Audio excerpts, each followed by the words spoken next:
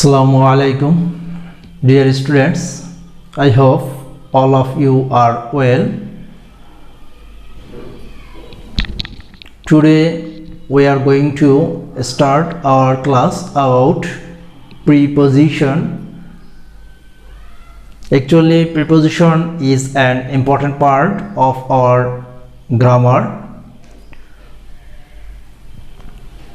আমাদের প্রিপোজিশন একটা খুবই গুরুত্বপূর্ণ বিষয়, যে বিষয়টি বিভিন্ন পরীক্ষাতে এবং বিভিন্ন ক্লাসে প্রয়োজন হয়। আমরা বিভিন্ন নিয়ম শিখে থাকি প্রিপোজিশনের জন্য, বাট প্রিপোজিশনের কার্যকরী নিয়ম কেউই এখনো দেখাতে পারেনি, যার নিয়ম হলো ব্যাপক। কিন্তু আমরা আজকে দেখব according to the meaning of the word, অর্থাৎ শব্দের অর্থ অনুসারে we can learn the use of preposition.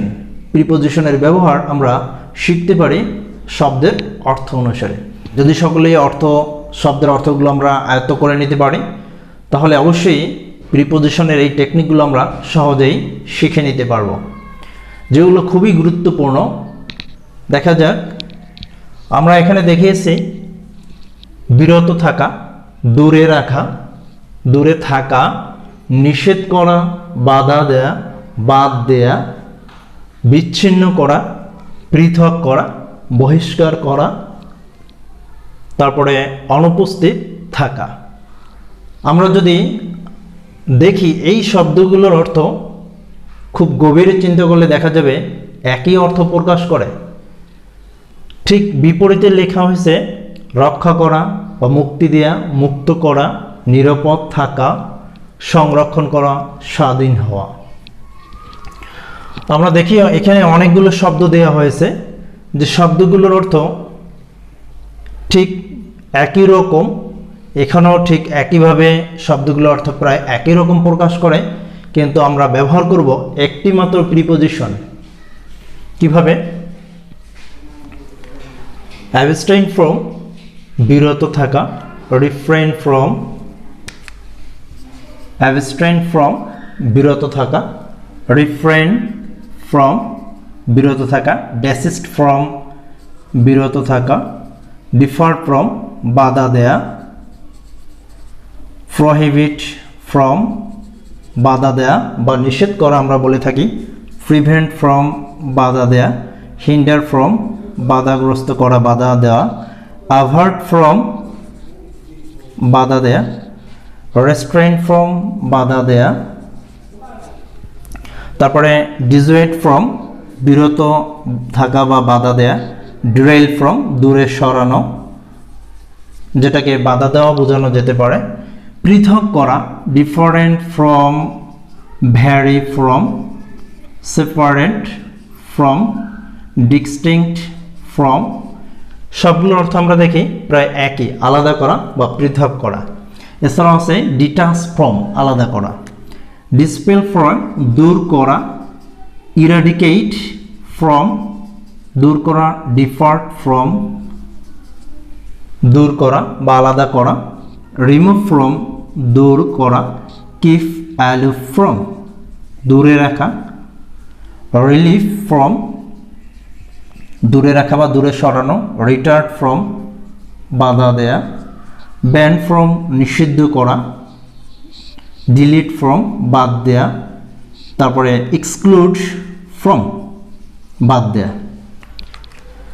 তো এইভাবে আমরা সকল শব্দের অর্থগুলো দেখি একই, কিন্তু একটি মাত্র প্রিপোজিশন ব্যবহার করে আমরা সকলেই এই প্রিপোজিশনের ব্যবহারগুলো শিখে নিতে পারি এভাবে। ডিয়ার ভিউয়ার্স অ্যান্ড লিসেনার্স, অপ্রত্যাশিত কারণে আমাদের ভিডিওটি কেটে গেছে, তো পুনরায় ভিডিওটি আমরা করেছি আবার।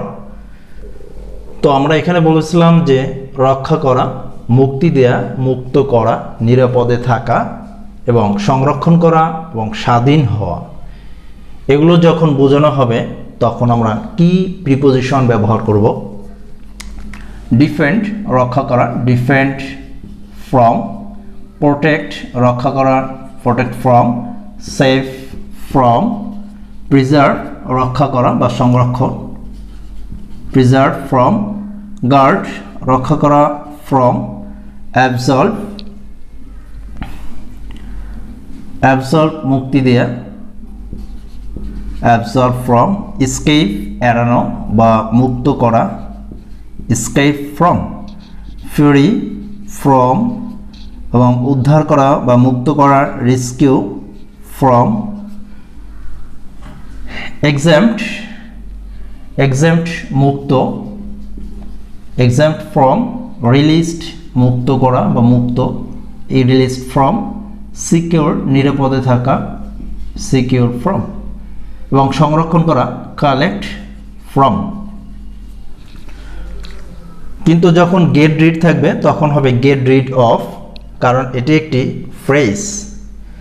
বাকি আমরা যখন দেখব যে রক্ষা করা, মুক্তি দেয়া, মুক্ত করা, নিরাপদে থাকা, সংরক্ষণ করা, স্বাধীন হওয়া, যখন এই সকল শব্দ দেখব তখন আমরা অবশ্যই ফ্রম বসিয়ে আমাদের এই শূন্যস্থানটি ফিল আপ করে দেব। তাহলে আমরা আগের যে বিষয়টি দেখেছি সেটি ছিল বিরত থাকা, দূরে রাখা এবং বিচ্ছিন্ন করা, পৃথক করা, এভাবে। আর এটি হলো রক্ষা করা, মুক্তি দেয়া, মুক্ত করা। দুইটি বিষয় অপোজিট অর্থাৎ বিপরীত। তাহলে অবশ্যই আমাদের এভাবে ফ্রমের ব্যবহার করে আমরা এই বিষয়টি শিখে নিতে পারি। আমরা জানি অনেক ব্যক্তি যে কোনো বিষয়ে, কোনো সাবজেক্টে বা ড্রয়িংয়ে, পেন্টিংয়ে, যেটাই বলি, বা কোনো কাজে সে দক্ষ এবং অদক্ষ হতে পারে। তাহলে আমরা এই দক্ষ এবং অদক্ষ শব্দ দুইটির ব্যবহার একটি মাত্র প্রিপোজিশন দিয়ে শিখব। যেমন অ্যাডেপ্ট, দক্ষ অদক্ষ বোঝাতে দুইটাই in. Adept in, apt in, excel in, versed in, proficient in, expert in, accomplished in, experience in। কিন্তু যখন গুড থাকবে তখন গুড অ্যাট এবং রেডি অ্যাট, এই শব্দ দুইটি ভিন্ন দক্ষ বোঝানোর জন্য। এবং যখন অদক্ষ হবে তখন ডেফিশিয়েন্ট ইন এবং উইক ইন, ডাল অ্যাট। তাহলে আমরা দেখি যে দক্ষ এবং অদক্ষ বোঝাতে অবশ্যই একটি শব্দের, একটি প্রিপোজিশনের ব্যবহার হলো ইন। বাকি গুড থাকলে অ্যাট, রেডি থাকলে অ্যাট এবং ডাল থাকলে অ্যাট ব্যবহার করব। তাহলে এভাবে আমরা যে কোনো সেন্টেন্সে যখন দেখব যে হি ইজ প্রফিশিয়েন্ট অথবা he is expert, he is accomplished, he is experience, অথবা হি ইজ ডেফিশিয়েন্ট, গ্যাপ, তারপরে যদি কোনো সাবজেক্টের নাম দেওয়া থাকে, ম্যাথমেটিক্স, ইংলিশ, এভাবে, তাহলে আমরা অবশ্যই ইন বসিয়ে দেব। কিন্তু যখন গুড দেখব, গুড অ্যাট এবং ডাল অ্যাট, রেডি অ্যাট। নেক্সট আমরা দেখব বঞ্চিত করা। কাউকে যদি বঞ্চিত করা হয় বা বঞ্চিত বা বর্জন করা হয়, সেক্ষেত্রে আমরা প্রিপোজিশন অফের ব্যবহার করিয়ে দেব। ডিপ্রাইভ অফ, ডেস্টিটিউট অফ, বঞ্চিত করা, ব্রিফড অফ, চিট অফ, কারোর সাথে বঞ্চনা করা, প্রতারণা করা। ডিভয়েড অফ, বর্জন করা, ভয়েড অফ, বর্জন করা, বর্জিত। তো এভাবে আমরা এই প্রিপোজিশনের ব্যবহার, বিভিন্ন যে শব্দ রয়েছে শব্দগুলোর অর্থ জানার পরে অবশ্যই আমরা প্রিপোজিশনের অর্থ শব্দের উপরে নির্ভর করে এই প্রিপোজিশনগুলো শিখে নিতে পারি। তাহলে বঞ্চিত করা, বর্জন করা বোঝানোর জন্য অফ এবং শব্দের অর্থগুলো অবশ্যই মনে রাখতে হবে। দক্ষ অদক্ষ বোঝাতে ইনের ব্যবহার।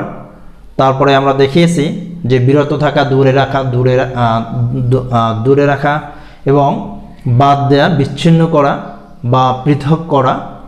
তারপরে বহিষ্কার করা, এক্সপেল ইন, এক্সপেল ফ্রম। তারপরে অ্যাবসেন্ট ফ্রম, কারোকে বহিষ্কার করা বা অনুপস্থিত থাকা, এক্ষেত্রে ফ্রমের ব্যবহার। এবং যখন আমরা দেখব সংরক্ষণ করা, রক্ষা করা, তারপরে নিরাপদে থাকা, মুক্ত করা বা মুক্তি দেয়া, এভাবে যদি হয় তাহলেও ফ্রমের ব্যবহার। তাহলে আমরা অবশ্যই বুঝতে পারলাম যে এভাবে শব্দের অর্থ যদি জানা থাকে কারো, তাহলে অবশ্যই প্রিপোজিশন করা একেবারেই সহজ। তো এভাবে অন্যান্য প্রিপোজিশনের ব্যবহার অবশ্যই আমরা শিখতে পারি। তাহলে অবশ্যই যদি ভালো লাগে এই চ্যানেলটি অবশ্যই সকলে সাবস্ক্রাইব করে সাথে থাকবে পরবর্তী ক্লাস পাওয়ার জন্য। সকলকেই ধন্যবাদ।